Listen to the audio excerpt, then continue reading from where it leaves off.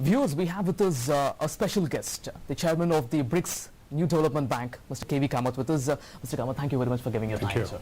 So, major stunner of a decision to annihilate the parallel economy from the country.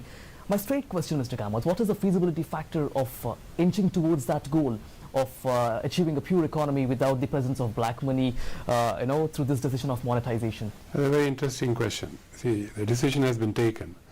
There is a broad speculation of how much of money is unaccounted in the system.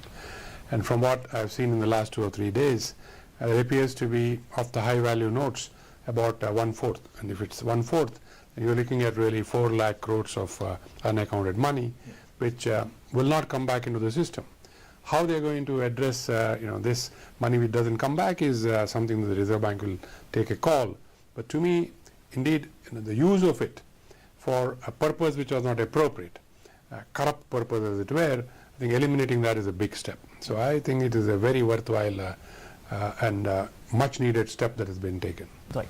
And there are arguments and counter-arguments on this issue, Mr. Kamath, about the impact of this decision on the shadow economy or the parallel economy, there is a group of people which says that this latest decision does much little to even move the shadow economy, which is approximately 25% of the total economy in this country. How do you look at this analysis? See, there are several parts to this. I used to earlier on say, when I lived in India, that our economy has 3 parts. The counted part, the uncounted part, and the unaccounted part. Yes. So this probably falls squarely in the unaccounted part. And the unaccounted part is also composed of 2 parts. One is genuine cash transactions that take place in the system. And the second is the transactions should not have been there, but are happening due to corrupt practices or money that has been accumulated, which is put in to the system at times that suit the person and then withdrawn from the system. I think it's that part which is really going to be under pressure. The genuine part of it, in every system there will be cash transactions, and that will I'm sure continue to happen. The question is, and I've seen a lot of skeptics talk about this, but it will reappear. That is that last bit, which is the corrupt part, and it will grow in no time. I think I have 2 points that I would like to make on this front. One, it cannot appear overnight. Yes. And this accumulation of 4 lakh crores, if 4 lakhs is the number, is over a long period of time. So it's going to take a long time for this magnitude to be collected. Second, I think people are missing the point that we're not living today in yesterday's world. True. Yesterday's world, you could physically accumulate this cash, and you had various means which worked in converting that cash into something you put into the real economy, as it were. In today's world, the growth of technology has been at such a pace, and that pace is not stopping. It is only running at it's a linear growth in terms of technology. Transactions are going to A, move more and more to technology platforms, and B, those transactions which are attempted to be done in cash will be checked and balanced. So you will have a trail on that every single transaction that you do. So I would think that the pace at which you can accumulate unaccounted wealth or accumulate proceeds of corruption is going to slow down dramatically. So I would think that this is a step taken at the right time to virtually put a stopper on this. So can we attribute your the analysis to the other ways of money laundering, like maybe the Benami transactions and everything? You talk about technology too. I did not talk about Benami transactions, but I have heard our Prime Minister talk about it, and I'm fully with him on that. I would think that the pace at which technology has proceeded, Benami transactions going forward are going to be, I would say, significantly difficult. Now, I would think the challenge is Benami transactions which are already in the books, how do you get them out? I think that is what the government is trying to work on. But going forward, if you cut the source of cash as something that you could be holded and used in the system, and you address Benami transactions, then this illness, as it were, I think is once and for all cured. Mr. Kamath, let us talk about the quarters apart from the black money. What effect do you think will this have on the tax-related space in this country, and how do you analyze the repercussions of this, especially when we are moving into a GST era in no time? Yeah, there are 2 or 3 issues that need to be looked at here. And let me get the first one out of the way, and that is, will there be a short-term pain? Indeed, there will be a short-term pain because the system is trying to adjust to lower cash in its veins, as it were. So businesses will find their own solutions, and that may mean that they cut production, cut output, and so on for some time. So that could have a 1 quarter impact on business, or at best maybe a 1.5 quarter impact on business. But let me look at the positives. This step basically puts, I would say, gives a great fillip to transactions which are correctly priced rather than distorted due to infusion or seepage of black money into the transaction. I should say real estate, holding, manipulation of the distribution system, all of which affect the common man. How does the common man benefit at the end of this? In 2 ways. One, the price structure of these assets will definitely correct. Today itself, before I was coming, now the pundits in the real estate business say they expect a 30% drop in and a correction in prices. Of course, the skeptics say, oh, but the builder won't sell. I mean, that just cannot happen. What is the builder going to do with the assets? He's going to sit on them forever? He's got a bill piling up there on interest. So he has to sell the asset at prices which are significantly lower than what he was expecting. One. And this is true of all commodities. The second is the impact on interest rates.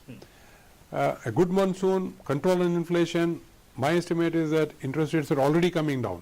They've come down by 70 basis points in the last quarter.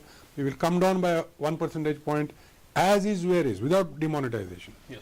Demonetization should bring down interest rates by at least another percent. So we're talking of, if I'm right, another 2% correction in interest rates. If there's a 2% correction in interest rates over the next 12 months, you imagine the momentum it will give to the economy. Because if you remember, the 2003-2004 growth that happened in India was on the back of a dramatic drop in interest rates. The first driver of the economy was not the manufacturing sector. It was the lay consumer, you and people like us. Buying a home became affordable, buying a motorcycle, buying a car, things to put in our home. Suddenly there was a demand for these things which we were aspiring for, and now they were affordable. I would think if a home loan interest rate is cut by 2%, suddenly you will have a buyer ready. Yes. And if the price is corrected, then he will be even more eager buyer. So I see a very positive environment. Again, a dropping interest rate is a very interesting thing. You mentioned taxes. A dropping interest rate, of course, spurs demand, spurs economic activity, greater tax collection. A dropping interest rate also increases profitability, because by the amount that interest rate has gone down, profit has gone up by that amount, and that is taxed. So you have a very virtuous situation here, where it will drive growth, at the same time it will add to tax revenues in 2 ways. Growth itself is taxable, the profits out of growth, and B, incremental profits out of a drop in interest rates would be taxable. So we should see a buoyant tax situation. In fact, Mr. Kamath, you answered 2 of my next questions, real estate and also the interest rates. But then there is an analysis that this decision could lead to a cash crunch in the economy, and that will have a negative impact on the consumption. Can we buy this argument? See, let me look at it this way. If 25% of this stock of 16 lakh crores was actually not in the system, you're talking of 8 lakh crores. Now, what we will have to really take a view on is 15 days from now, how much of this, what has been sucked out, is going to come back into the system. That is, I'm sure 4 lakh crores won't come back. We're left with 12 lakh crores. Of that, how much is pumped back in? I have as now I am not privy to this, but that will be the true test of how much liquidity is available in the system. 100% of it did not come back, because already the lay user, maybe you, maybe me, have been managing with just a card and maybe a payment app. Yes, I understand the man on the street, the common man, this is not happening. But you can take this from me as an old banker, having introduced ATMs in 2000. The same thing was said about ATMs. They said, who is going to use the ATM except the privileged? Nobody had an idea of what an ATM was. People ask me a question, somebody sitting behind the ATM and giving out money. This was the level of ignorance. Now, if I say this today, people laugh. Say, how? Today, ATM is your first line. So I believe electronic cash is going to be the first line. And our Indian customer is a very smart person. So he has now understood that there could be a challenge. He will explore every single alternative and correct it. So I'm saying we will wait and watch 15 days how much cash comes back into the system. But I'm sure this would have been planned, that cash has to come back into the system, the new notes, and will be refilled in the branch end or at the ATM end. Right. And you've been mentioning about the cashless economy, moving towards that. You are a seasoned banker, in fact. What is your opinion about, of how can we actually push this idea of moving towards cashless economy? Because in our country, it is a country with complexities and on various fronts. So, because we have to educate people on using the plastic cards, you have to address the digital divide, addressing the infrastructure challenges. My view is again very simple in this. As devices increase, smartphones increase, this adoption is going to be automatic. Because it will be seen as convenience. Again, I take you to the ATM example. Why did ATMs become popular? Because they were a convenience. Yeah, they avoided you are going into a bank and lining up for 20 minutes to get your cash. You now lined up for 3 minutes and got your cash. And as long as the bank was putting enough ATMs on the street, I think everybody was happy. So that's what's going to drive this. You just basically swipe your wallet and you are off. Why do you need then to take money out of your pocket? Yes. And India, Mr. Kamath, is the fastest growing economy in the world.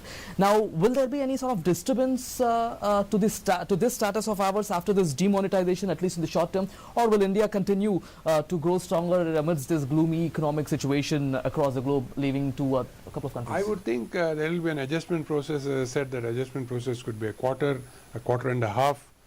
And thereafter, we should be back to where we were. And in fact, with much more vigor, as it were. Because if prices correct and demand increases, you grow better and you grow faster. So, little bit of a correction in the medium term, and thereafter a much stronger growth. Right. And Mr. Kamath, my penultimate question: people are in a state of panic. As as a seasoned banker, what do you want to tell to the people of this country? I would think that the government has taken the first step. It is a major surgery, and I think we now have to wish the patient well and a quick recovery. And I would think the public of this country, it's a great salute to them that they have borne this with great, I would say, courage and great hope. And I'm sure their aspirations will be met. That's right. And finally, before we end this, let's talk about this new development bank as well. How are things panning out there? Especially the focus is on positioning NDB's credibility as an organization to support the sustainable infrastructure. Yeah, I think, let me put that in context. What we said when we were set up is we have to justify the new in our name. Yes. Otherwise, it was the BRICS bank. So we said the new development bank has to add value. A year back, when we were set up, particularly the Prime Minister of India made a statement that why don't you look at green infrastructure as a core goal for the first year. And we ended up the first year doing all projects in the green space so far.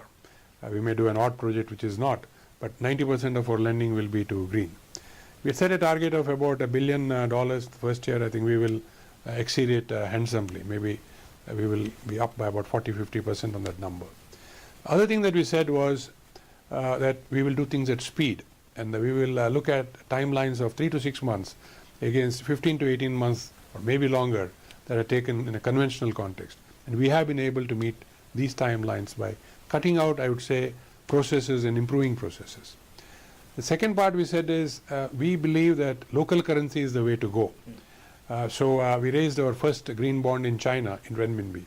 And it works out cheaper than using dollar funding. And of course, to China, we are lending in renminbi.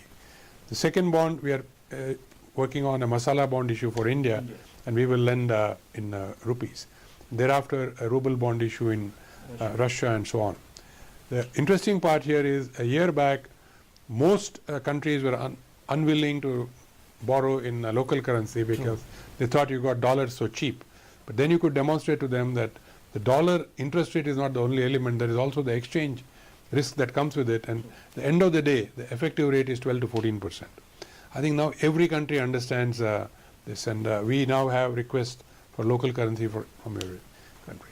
More importantly, I think it has acted as a demonstration to other MDBs who were so far lending hard currency that the customer, the developing country, really needs to be supported in his local currency so that he doesn't take on risks beyond what he should take. I think it's been a good year in terms of setting out our own agenda, maybe explaining that agenda to other constituents and then having acceptance of that. We're now into the staffing mode, and I think we are fully functional. And the status of rating agencies, sir? Our international rating should be in the first quarter of next year. We expect February or so, and that's why I said first quarter is the rupee masala bond issue. We did the Chinese bond issue with a Chinese rating. That was the AAA, and we got the finest rating that any institution in China can get. Right. Thank you very much, Mr. Kamath, for Thank you, giving your Rohit. time. So that is the chairman of BRICS New Development Bank talking about demonetization issue, and he clearly says that this is in the interest of the economic growth of this country in the long term. Stay tuned to DD News for other updates. Thanks for watching. Namaskar.